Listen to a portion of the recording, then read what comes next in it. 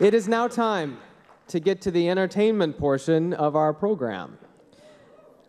And I couldn't be more pleased to introduce Hasan Minhaj. I've had the pleasure of getting to know Hasan over the course of the last few weeks, and I'm psyched to say he is keenly interested in what we do and the causes we fight for.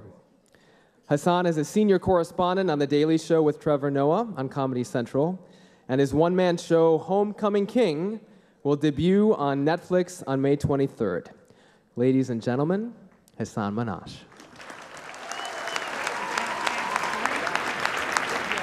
Wow. Thank you. Wow. Oh, my God. Ladies and gentlemen, welcome to the series finale of the White House Correspondents' Dinner. Oh, man. My name is Hasan Minhaj, or as I'll be known in a few weeks, number 830-287.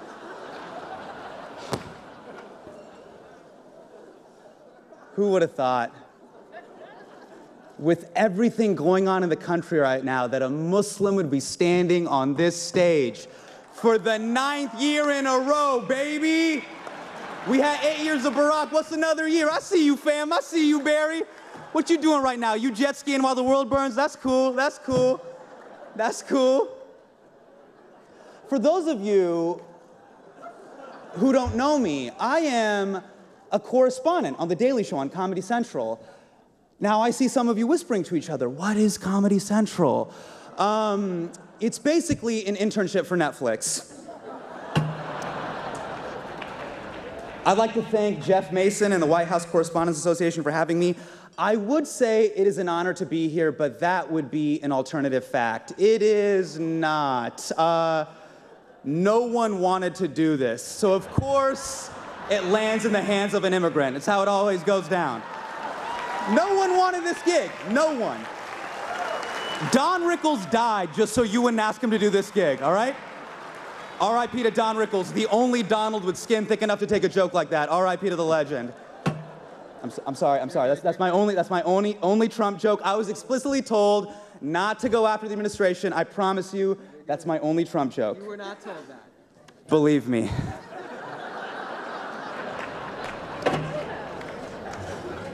It is amazing to be surrounded by some of the greatest journalists in the world. And yet, when we all checked into the Hilton on Friday, we all got a USA Today.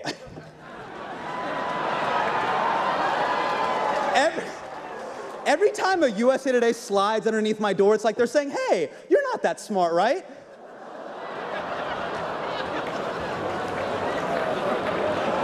USA Today is what happens when the coupon section takes over the newspaper.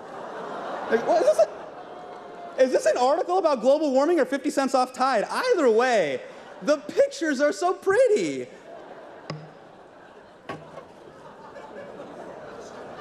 Tonight is about defending the First Amendment and the free press, and I am truly honored to be here, even though all of Hollywood pulled out now that King Joffrey is president and it feels like the Red Wedding in here.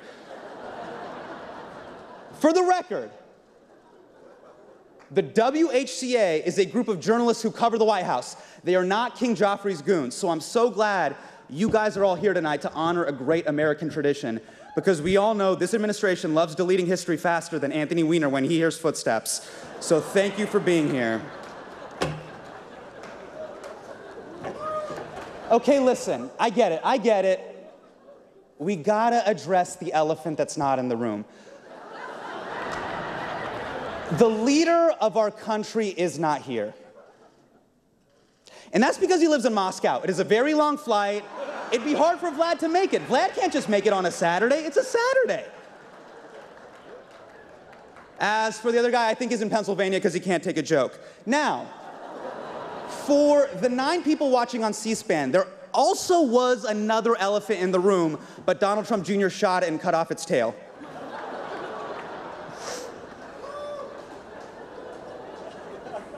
You know, a lot of people told me, Hasan, if you go after the administration, it would be petty, unfair, and childish. In other words, presidential. So here we go. I get why Donald Trump didn't want to be roasted tonight. By the looks of him, he's been roasting nonstop for the past 70 years. Historically, the president usually performs at the Correspondents' Dinner, but I think I speak for all of us when I say he's done far too much bombing this month. Now, a lot of people in the media say that Donald Trump goes golfing too much. You guys are always like, he goes golfing too much, which raises a very important question. Why do you care? Do you want to know what he's not doing when he's golfing? Being president. Let the man putt-putt. Keep him distracted. Teach him how to play badminton. Tell him he has a great body for bobsledding. Play him tic-tac-toe. The longer you keep him distracted, the longer we're not at war with North Korea. Every time Donald Trump goes golfing, the headline should read, Trump golfing, apocalypse delayed, take the W. This is great. I love this. Even if you guys groan, I've already hired Kellyanne Conway. She's gonna go on TV on Monday and tell everybody I killed. So it really doesn't matter. But I love that everybody's drinking, having a good time. This is beautiful. You know Donald Trump doesn't drink, right? Does not touch alcohol, which is oddly respectable. But think about that. That means every statement, every interview, every tweet, completely sober. How is that possible? We've all had that excuse, haven't we? Be like, I said what? No, listen, babe, I swear to you, I was hammered. That's not who I really am. What does Donald Trump tell Melania? Listen, babe, last year on that bus with Billy Bush, that's exactly who I am. He tweets at 3 a.m. sober.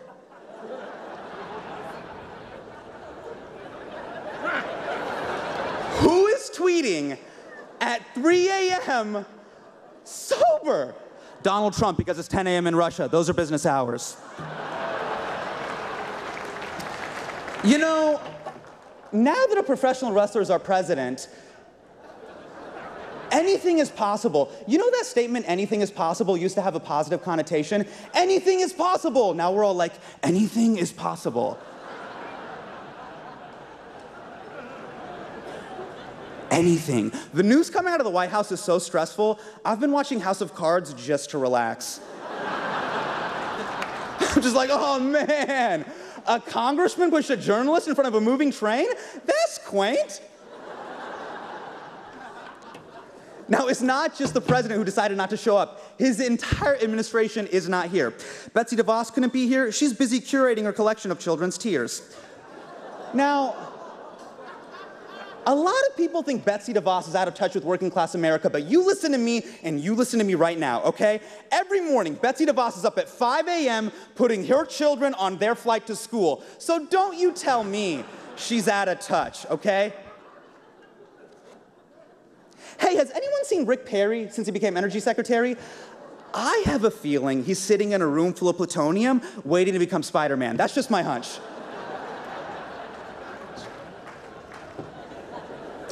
Now, a lot of people think Steve Bannon is the reason Donald Trump dog whistles to racists.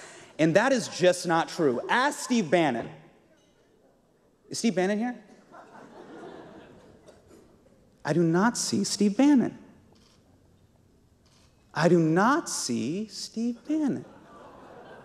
Not see Steve Bannon. Not see Steve Bannon. Not see Steve Bannon. Frederick Douglass isn't here, and that's because he's dead. Someone please tell the president. Mike Pence wanted to be here tonight, but his wife wouldn't let him because apparently one of you ladies is ovulating. So, good job, ladies. Because of you, we couldn't hang out with Mike Pence.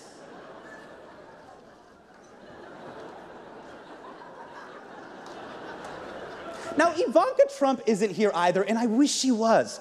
Because if she was here, I would ask her the question that we're all thinking. Why? Why do you support this man? Because I get it. We all love our parents, but we wouldn't endorse them for president. Like if someone's like, hey, Hasan, should your dad be president of the United States? I'd be like, my dad? Najmi Minhaj?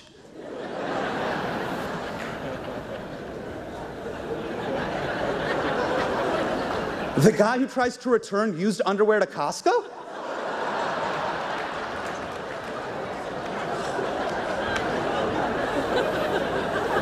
No!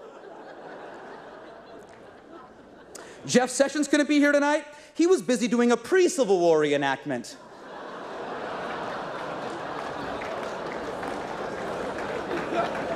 On his RSVP, he just wrote no, just no, which happens to be his second favorite N-word.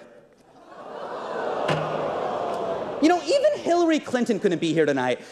Hillary Clinton could, I mean, she could have been here, but I think someone told her that the event was in Wisconsin and Michigan, so. What? What? You guys, you know, Nate Silver told me that joke would kill. Nate Silver told me there was a 74.1% chance of that joke killing. I believed you, Nate. Did you hear that groan, Nate? You can't believe I believed you, man. Okay, enough about House Slytherin. We are here to talk about the truth. It is 2017, and we are living in the golden age of lying.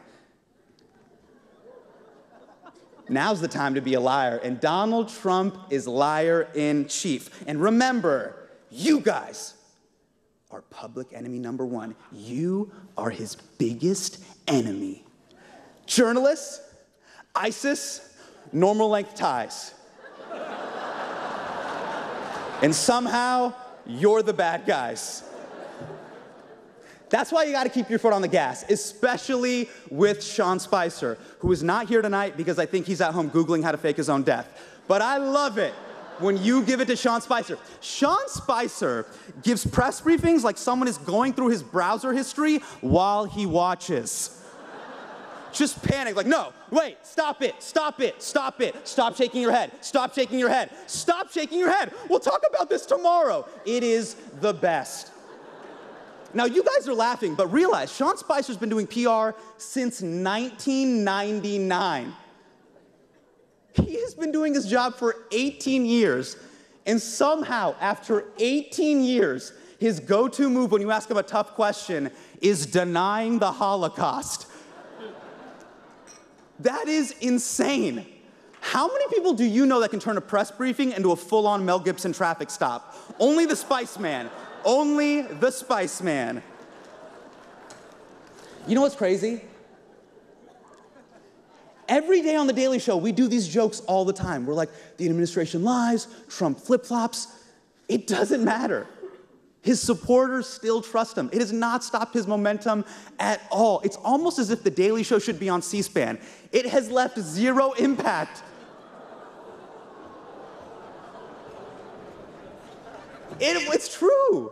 And I realized something. Maybe it's because we're living in this strange time where trust is more important than truth. And supporters of President Trump trust him. And I know journalists, you guys are definitely trying to do good work. I just think that a lot of people don't trust you right now. And can you blame them? I mean, unlike Anderson Cooper's bone structure, you guys have been far from perfect. Remember election night? I mean, that was your Steve Harvey Miss Universe moment. The look on your faces at 11 p.m. on election night, it was like walking into a Panera Bread and finding out your 6th grade teacher has a part-time job there. I was like, what? Mr. Leddington?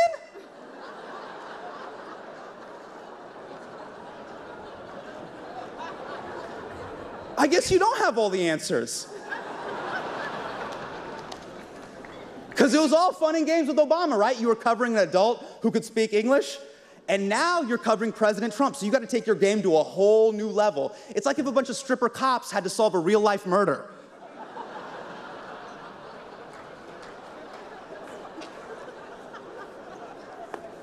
Fox News is here. I'm amazed you guys even showed up. How are you here in public? It's hard to trust you guys when you backed a man like Bill O'Reilly for years, but it finally happened. Bill O'Reilly has been fired. But then, you gave him a $25 million severance package, making it the only package he won't force a woman to touch. Now, in O'Reilly's defense, he was told by a close friend, when you're a star, they let you do it. You can do anything. You guys are having a hard time with Jesse Waters right now, too. He's on a break right now, right? He's on a break. Just like my childhood dog is staying at a farm upstate. I get it. I know that move. Now, I know some of you are wondering, Hasan, how do you know so much about Fox News? Well, as a Muslim, I like to watch Fox News for the same reason I like to play Call of Duty. Sometimes, I like to turn my brain off and watch strangers insult my family and heritage.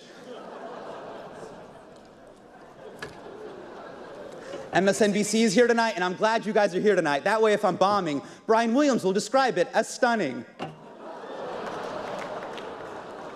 MSNBC, it's hard to trust you guys when you send us so many mixed messages. On one hand, you tell us the prison industrial complex is the problem, and then you air 5 straight hours of lockup. You can't be mad at corporations profiting off of minorities in prison when you're a corporation profiting off of minorities in prison. It's like, I have one quick request. MSNBC, please tell Rachel Maddow to chill about Trump's tax returns. I don't know what you think you'll find in there, but there isn't going to be a line item that just says bribes from Russia. That's not how it works. You're going to be like, oh, I found the 1040 USSR. It doesn't work like that. You're the liberal news outlet. Like, we dress the same. I look like a melanin version of Chris Hayes. I want to root for you guys, but you're turning into conspiracy theorists every night. You're like, the Russians hacked our elections. The Russians hacked our elections. Meanwhile, everybody in Latin America and the Middle East is like, oh, a foreign government tampered with your elections? What is that like? Do tell, MSNBC. Just pump the brakes. We're only on day 100. By the end of the year, you guys all gonna have tinfoil hats and jars of urine all over your desks. Now,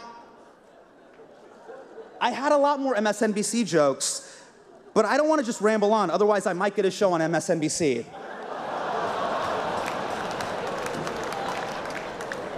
Last but not least, my favorite entertainment channel is in the building tonight. CNN is here, baby.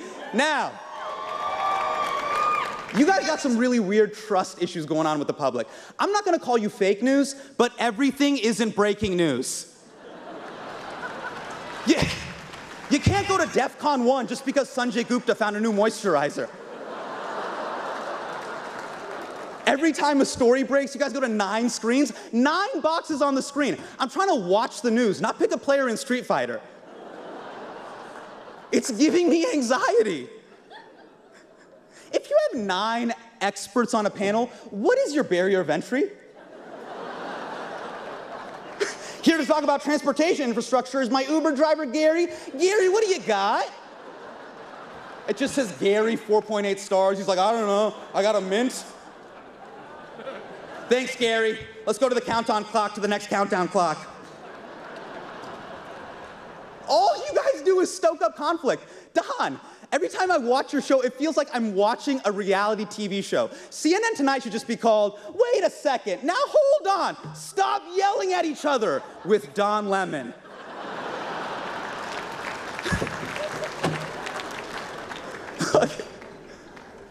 You know your news, right? Come on. But every time I watch CNN, it feels like you're assigning me homework. Is Trump a Russian spy? I don't know. You tell me. Tweet us at AC360. No, you tell me. I'm watching the news. But it feels like I'm watching CNN watch the news.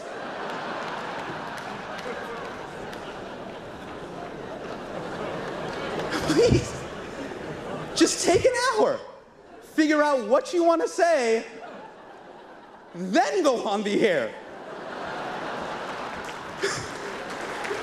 But whenever I turn you guys on. It feels like a little kid just ran into the room and is trying to tell you a story. You're just like, there's a wall. It's a 1.4 billion. 1.4 billion. Paul Ryan? Breathe. Take a minute. Drink some milk. Then tell us the story, Wolf.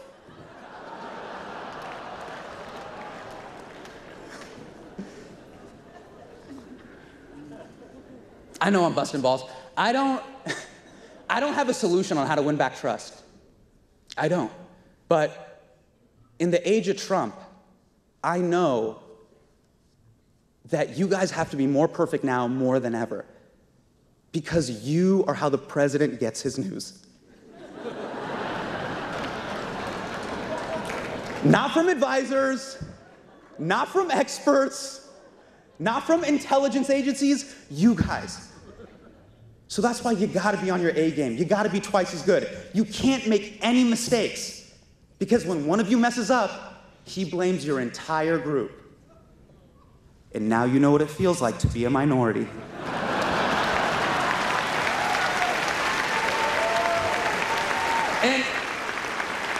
And I can see some of you guys complaining, like, what? I gotta work twice as hard for half the credit? Remember, you're a minority. You guys got a lot more experience than me, but I got 3 decades of being brown. So if you want to survive the age of Trump, you got to think like a minority. And now that you're a minority, oh man, everyone is going to expect you to be the mouthpiece for the entire group. So I hate to say it, but somewhere right now, all of you are being represented by Geraldo Rivera. See, now that you're a truly minority, there's a distorted version of you out there, you know. Taco Bell for Mexican culture, Panda Express for Chinese culture, Huffington Post for journalism. And then, when you actually manage to do great work, you get hit with the most condescending line in the English language. Hey, you're actually one of the good ones. Then you have to smile and say thank you. Kind of sucks, doesn't it? By the way, you guys aren't really minorities, you guys are super white, but I can see MSNBC being like, we got our minority card. No. But your work is invaluable, and I mean that as a fake journalist. I am rooting for you. We're 100 days in, 1,360 days to go. You guys are running the marathon, and I'm at the half-mile mark giving you tape for your nipples. So I'm wishing you nothing but the best.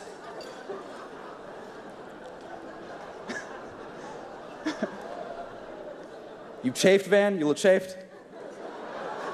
It's a long way to go. This has been one of the strangest events I have ever done in my life. I'll be honest with you. Like, I feel like I'm a tribute in the Hunger Games. Like, if this goes poorly, Steve Bannon gets to eat me, but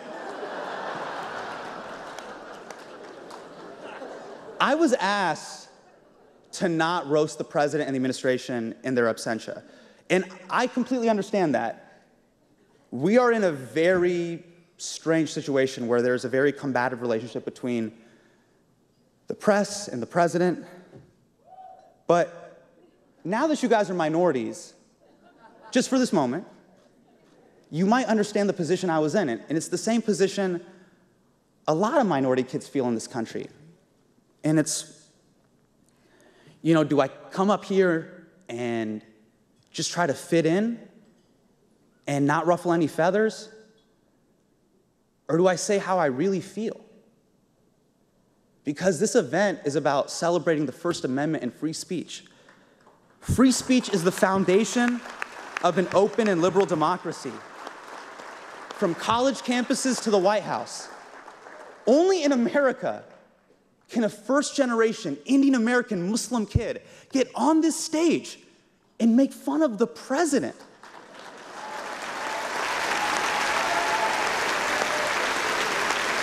The orange man behind the Muslim ban. And it's a sign to the rest of the world. It's this amazing tradition that shows the entire world that even the president is not beyond the reach of the First Amendment.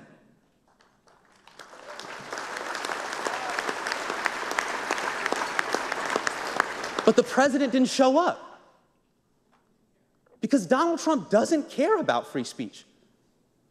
The man who tweets everything that enters his head refuses to acknowledge the amendment that allows him to do it. Think about it. It's almost, what is it, 11? It's 11 p.m. right now. In 4 hours, Donald Trump will be tweeting about how bad Nicki Minaj bombed at this dinner. And he'll be doing it completely sober. And that's his right. And I'm proud that all of us are here tonight to defend that right, even if the man in the White House never would. So I'd like to thank the White House Correspondents Association for having me here. I want to thank all of you. I want to thank Woodward and Bernstein for inspiring a generation of journalists. And I would like to thank Donald Trump for inspiring the next. Thank you so much. It's been an honor. Good night. I love you. Thank you. Thank you, guys. Thank you so much. Thank you, guys. Thank you. I really appreciate it. Thank you. Thanks, man.